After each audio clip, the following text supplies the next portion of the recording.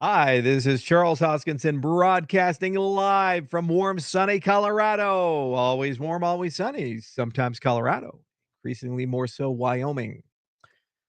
So today is February 13th, 2025, and it is a good day. Robert F. Kennedy Jr. is the next Health and Human Services Secretary. He's going to make America healthy again. It's just so good. So some of you may know, but many of you probably don't, that my family has a unique reverence for the Kennedy family. My grandmother, my mom's side, the Italian Catholic family, she had two pictures in her living room when my mother was growing up. One picture was the Pope. A lot of Italian Catholic families, you had to have the Pope. And also the other picture was JFK. They campaigned for him back in 1960, and they fought hard. And boy, everybody put a lot of resources into it. And it was a tragedy that stung the family when JFK was assassinated. Later, when RFK was assassinated, it was even more of a tragedy because everybody put all the effort again in 1968. And it was just a terrible time for the nation. And the Kennedys never quite reclaimed their mantle in the American public life. They were a bit of venerated royalty, but that reputation of being the youthful young outsiders, they weren't able to penetrate back in. And RFK is a shining example of what the Kennedys brought to American politics in 1960s. He has completely new, unorthodox, and different ideas. And when he ran for president, I was extremely excited to support him, and I was extremely excited to do anything I could to help him push the message along. So the media likes to talk a lot about various people, and we've learned that they get paid to do it.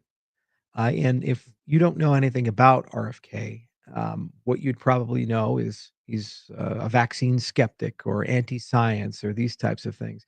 And I wouldn't blame you for having these opinions because at the end of the day, that's what you've been told 24 hours a day, 7 days a week by broadcast media. The Kennedy I know is an incredibly intelligent, thoughtful, and disciplined person. Wakes up every morning, keeps his faith in his heart, works out hard, and is still remarkably good shape for a man of his age, and is incredibly devoted to people and science.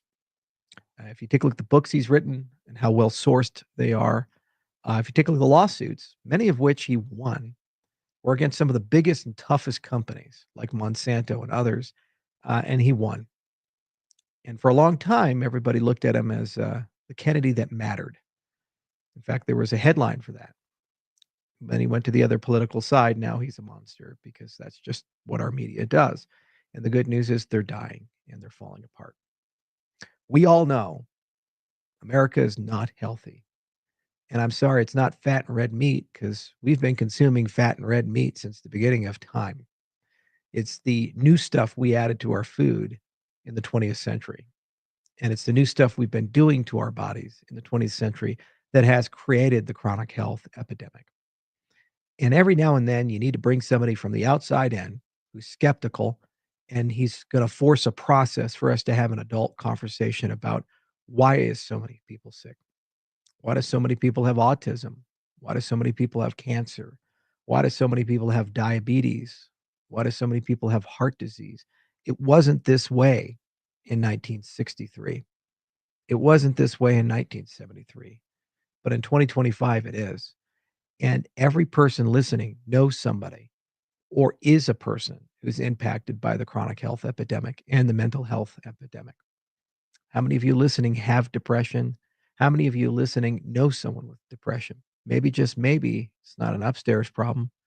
Maybe it's actually your gut, because that's where your neurotransmitters are made outside of the brain. And we don't talk about that. We don't talk about seed oils. We don't talk about different diet regimes. We don't talk about processed foods and high fructose corn syrup and all the weird dyes, some of which are made of ground up insects. It's pretty crazy when you actually study it and you look at it. We have these labels on the food boxes. You can't pronounce the words, and they assure you, don't you worry, it's all safe. Yet every kid has ADHD now, and everybody's got skin problems, and everybody's got all these weird diseases that we just didn't used to have. Part of Health and Human Services is for somebody to take a time out and reevaluate whether the direction we're going makes sense. You're going to hear over the next 4 years the media again and again tell you that, well, this person is evil and he's anti science and measles, mumps, and rubella is going to come back and we're all going to die. Those same people don't care at all about any real public health matter. They really don't. There's a tuberculosis epidemic right now spreading throughout Asia, and it's coming to America. That's antibiotic resistant.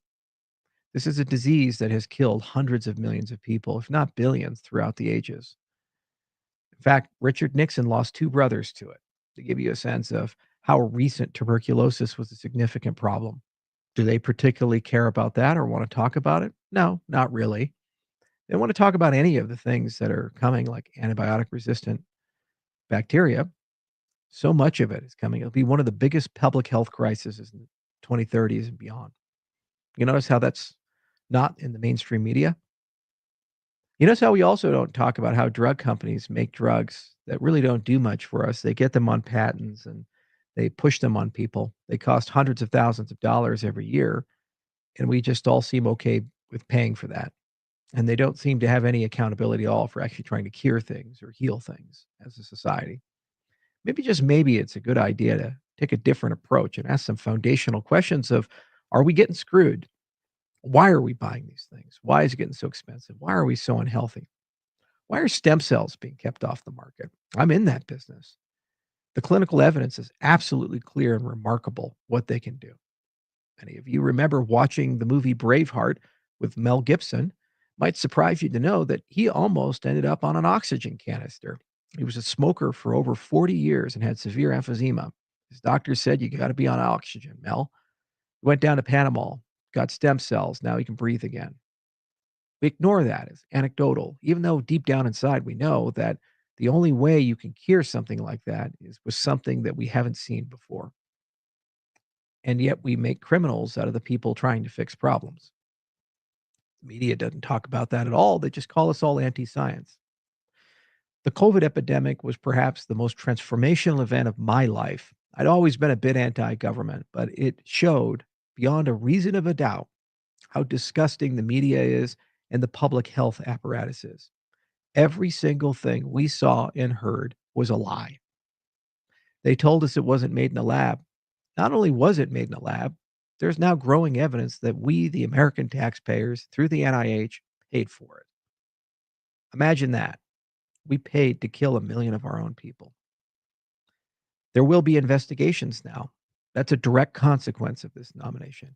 And not only are we going to find out what happened, we're going to find out who paid and why they thought it was prudent to do such research. We were told again and again certain things were safe and effective, and perhaps they are. But you know what?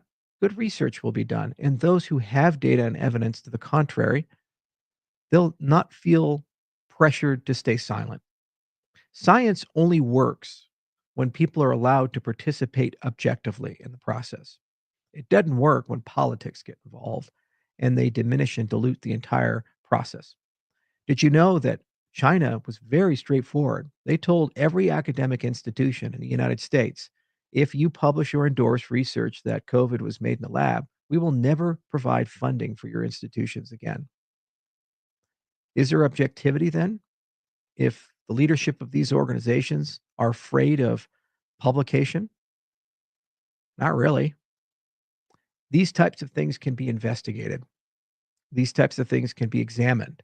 And by having an independent thinker in, start having those conversations about how much of what goes into our bodies, our minds, and our souls is controlled and manipulated for profit by people who do not have our best interests at heart. Isn't it the government's job to be the objective watchdog on the other side of it, protecting us from this? Or have we become so cynical that we think they're just a force multiplier towards that end? Well, this is a day where we get to reclaim that mandate for all Americans, our kids and our parents and our grandparents. This is the day where we get to start the process of making America healthy again. And God, I am so excited. My family's been in medicine for 70 years, and we've watched the system transform and grow, some cases for the better. My dad started practicing medicine in the 80s, right out of medical school as an internist. Everything was black and white monitors. You would not believe how crappy the MRIs were and the ultrasounds were. You couldn't see anything. It was a magic, a miracle that radiologists were able to grok a tumor. Nowadays, we have these ultra high def, beautiful color images that are made with AI. It's incredible. It's a miracle. And it saved a lot of lives. But at the same time, everything has gotten horrendously more expensive and the quality of life has not improved. And we've witnessed that. Every person's witnessed that. Taking care of people who have neurodegenerative disorders or cancers, perhaps a loved one or a parent, and watching them deteriorate and seeing that the system as a whole typically has a fundamental lack of empathy for the human condition. It's a business. And it's about time that we get out of that. What's truly extraordinary to me is how partisan things have become. Kennedy is a Democrat, full stop.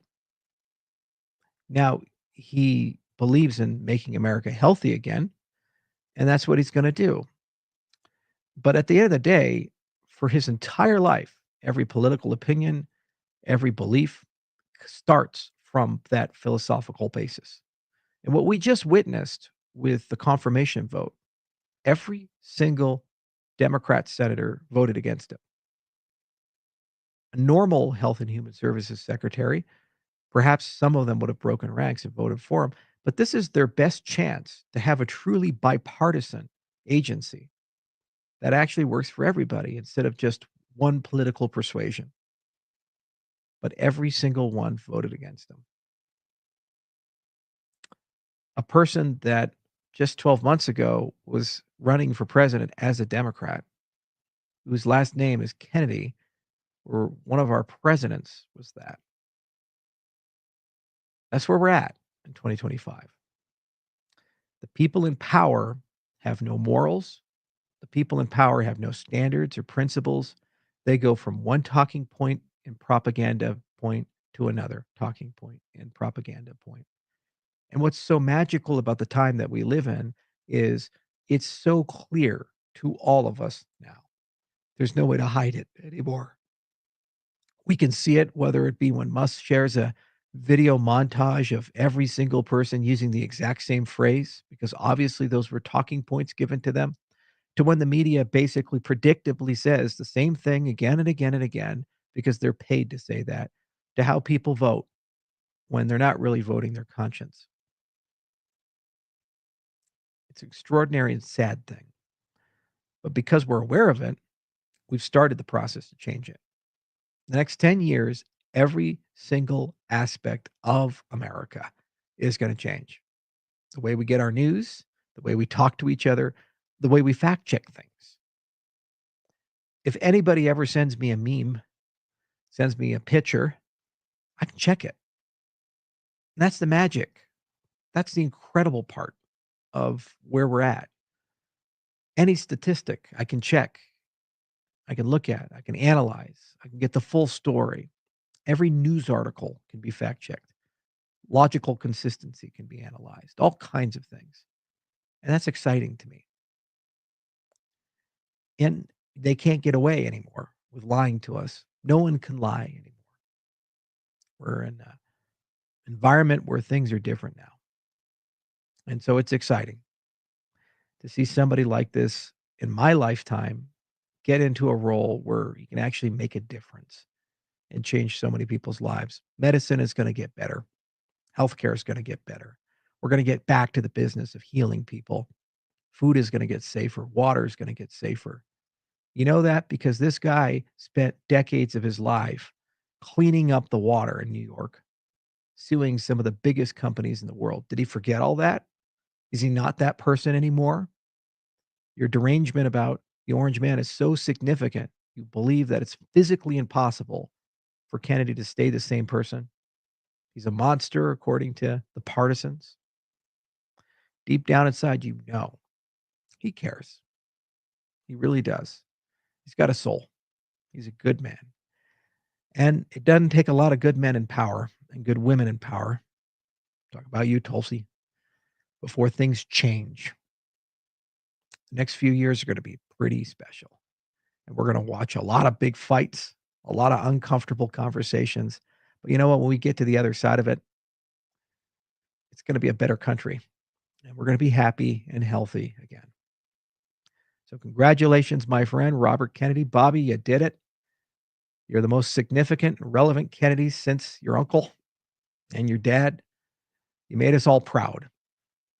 Now, time to get to work.